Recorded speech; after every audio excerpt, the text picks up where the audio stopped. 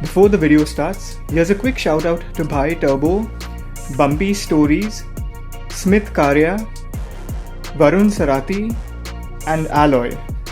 For a shout out in the next video, type your comment, like the video, and make sure you're subscribed with notifications.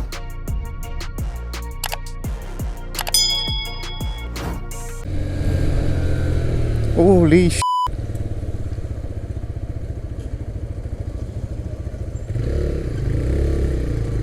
Maybe stop at the side and help these guys out. Unless they've already sorted out by the time I reached here. Good morning, YouTube. I'm Oggy F. This is the TVS Raider and we're on our way for a highway run. Welcome to the channel. Alright, let's firstly understand why this motorcycle would be a great commuter. And while it is pitched primarily as a commuter, it does offer a lot more features than your regular 110, 125cc motorcycle. The seat is relatively wide, so you do get a lot of space to move around if you do want to move around on the seat.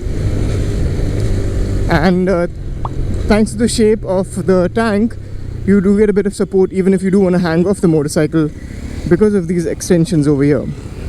You would be forgiven for thinking that this is a bigger motorcycle, maybe a 150 or a 200cc bike, thanks to the dimensions.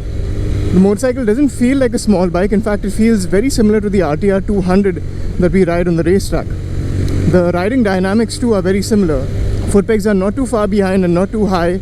So on a longer commute, or even if you are touring with this, I think you should be relatively comfortable, at least where your lower body is concerned. For the upper body, I think you would start to face some level of discomfort in your wrists, shoulders and back if you're not gripping the tank with your legs, because the handlebar is pretty low on this. Now we'll watch the IntelliGo system at work here. 3, 2, 1 and the engine cut off. And it says TVS IntelliGo enable. Now what this is there's two modes on the motorcycle. There's an eco mode which we are in currently, and there's a power mode. I was going to say sport, but it's power mode. The only difference I've noticed between the two in terms of the way the motorcycle rides is the eco mode restricts the revs to about 8,000 rpm. The sport mode or the power mode takes it to about 9,000 rpm. So you do lose about maybe 10 or 15 kilometers approximately at the top end. But the IntelliGo system gets activated on the eco mode. What this does is, at a standstill, whether you're in neutral or if you're in first gear or second gear and you're just at a standstill, after 3 seconds of non-movement, the motorcycle shuts off to save fuel and give you better overall mileage. All you need to do to start up the engine is either pull in the clutch if you're on gear, or just otherwise open the throttle and release it, and you can see the revs go up again. The engine starts up. Now I was talking about why this motorcycle is a good bike to have around the city. Again, here's one intelligent feature which helps you save fuel. I think a lot of us who are buying this motorcycle or are looking to buy this motorcycle are interested in making sure that the fuel consumption is low and we get the most bang for our buck. This does come with the Smart Connect feature that most TVS motorcycles nowadays come with. And what that means is that you can connect a Bluetooth device to it and display a whole lot of other information on the screen and get a lot of information from your motorcycle too. It allows call management, message management, and even turn-by-turn navigation, which is really handy, and I think that's something that no one else offers in this segment. Alright, we have a clear road ahead of us. I'm going to put it in power mode now and show you how the power gets delivered on this bike.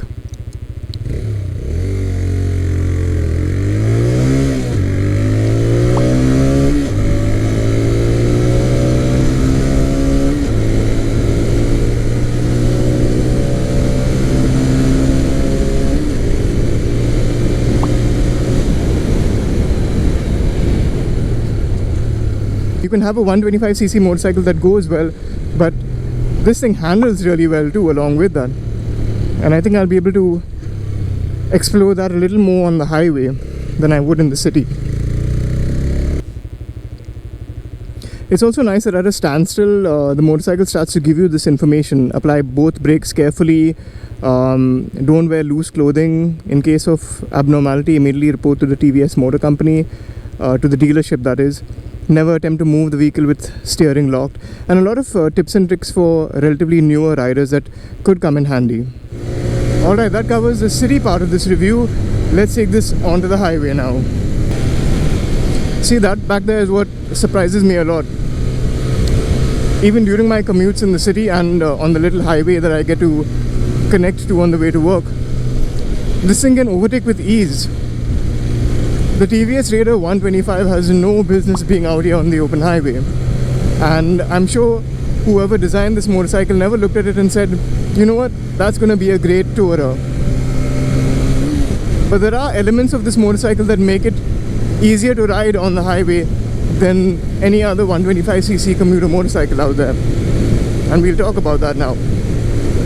As you can see, it's pretty easy for the motorcycle to cruise at 80, 85, 90 kilometers an hour. And with the reliability of TVS motorcycles that we've experienced over the past few years, with people touring on the Apache, on the RR310, TVS's reliability has really been taken up a notch or two. You don't see people complaining too much about reliability of these motorcycles, and that's one key factor that you need to keep in mind. See, I was following one of my friends who is also an auto journalist, and he recently bought a new motorcycle. I'm not going to mention the brand, I'm not going to mention the model, but whenever he was taking out his motorcycle, even for the shortest ride, he was experiencing some issue or the other with it. And it's issues like this that'll make you think twice about taking your motorcycle out for a longer ride. And he was carrying spares, he was keeping emergency contact numbers, planning his route so that he wouldn't be stuck in the middle of nowhere without any help. And I don't think that's one of the things you want to have at the back of your mind when you're heading out on the open highway. You're supposed to enjoy the ride more than anything, and the motorcycle is supposed to help you enjoy that ride. It's a medium for you to set yourself free. But if it's causing you more stress than pleasure, then I don't know, man, maybe you have to look elsewhere for a new motorcycle, or have to consider alternatives for your longer trips. Maybe drive instead. And I was talking about the speeds that this motorcycle does. See, we're at around 80 kilometers an hour now. We've caught up to a Ninja 300. What's that? Suzuki 250, the V-Strom 250. We've got a Triumph Street 400 ahead of us. And I think, what is that? A Bonneville? Yeah, I think that's a Bonneville. But again, these guys can easily overtake me if they wanted to. But it comes down to the group that you're riding with. So if you're with a group of friends that ride bigger motorcycles like this, and they're riding at your pace, then you're fine. And if you've got friends who also own 150, 200 and 125cc motorcycles, I think you'd be in great company and you'll have a lot of fun with it. Oh, no wonder I was not able to keep up with him. He's got winglets. Now, one thing I think that TVS has done really well to make this motorcycle a little more suitable for touring or riding longer distances is the addition of that TFT display.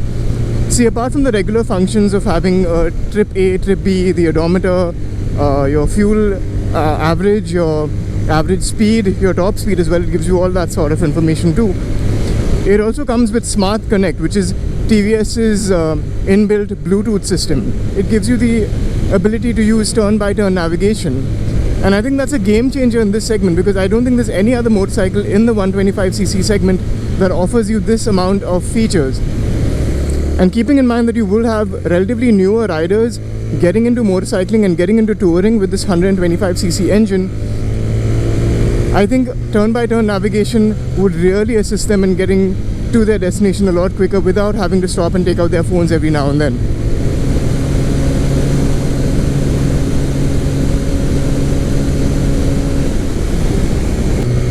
Now, while the amount of storage space that TVS have given this motorcycle under the rear seat would be great for city commutes, on the highway, if you're planning on riding longer distances, that might not be enough. Well, if you're on a breakfast ride like I am today, you really wouldn't need any additional luggage. I think that storage space should be enough. But on longer rides, I think you might need something a little extra than that. Because of the way that rear grab handle is designed, how wide the rear seat is, and the placement of the pillion foot pegs, it should be relatively easy for you to mount a tail bag or even a pair of saddle bags onto the bike and ride away into the sunset. For a 125cc motorcycle, this doesn't sound too bad either. For a 125cc motorcycle, this does have a nice exhaust note to it. Got a good amount of bass, and it does start to scream ever so slightly when you start to twist the throttle. The seating position on this, it is a bit sporty, and on the highway, especially on these breakfast runs, you might feel a lot more at home. The handling on this motorcycle will really impress you, and I'm not surprised at all considering it's a TVS, because TVS are known to try and test their motorcycles under extreme conditions on racetracks and then release it out to the general public. And I'm pretty sure that this has seen some time on the racetrack. An additional accessory that is available with this motorcycle that will make it great for touring, especially for those of us who love to have our devices available throughout our rides, is the addition of this USB port. And I love where they've placed it, because me personally, I don't mount my phone on my handlebar. I think exposing it to the elements is a big risk, irrespective of how far we've come in terms of technology, vibration damping and so on and so forth. I've almost lost a phone on one of my rides because of a handlebar mounted mobile mount.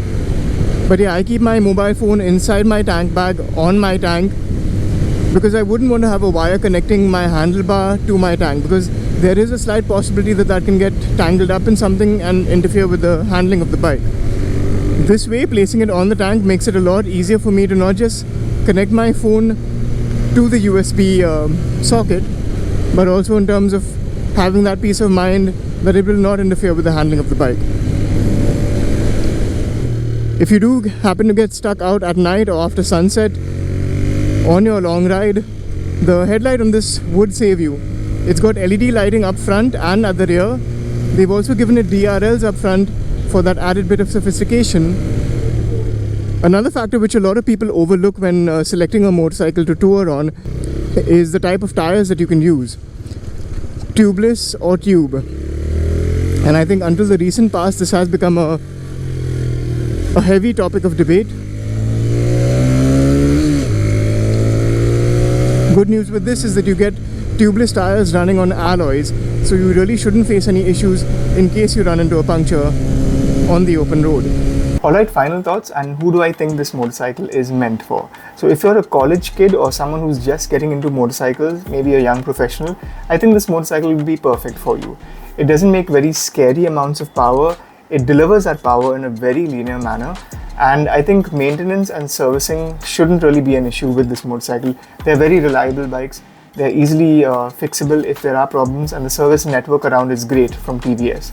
Additionally, I think TVS have also sort of future-proofed this motorcycle with the addition of the Bluetooth Smart Connect features. If you do decide to upgrade to something a little bigger in the near future, and you either sell or hand over your motorcycle to another person in your family, I think they'll be really thrilled with not just the ride quality of this motorcycle, not just the performance, but the other additional features that come with the bike. Alright, that's pretty much all I had for today. Thank you so much for watching the video. If you liked this format, give it a thumbs up. If you did not, please share your feedback. As always, at least wear your helmets while riding your motorcycles and ride safe. It's a freaking jungle out there. Goodbye.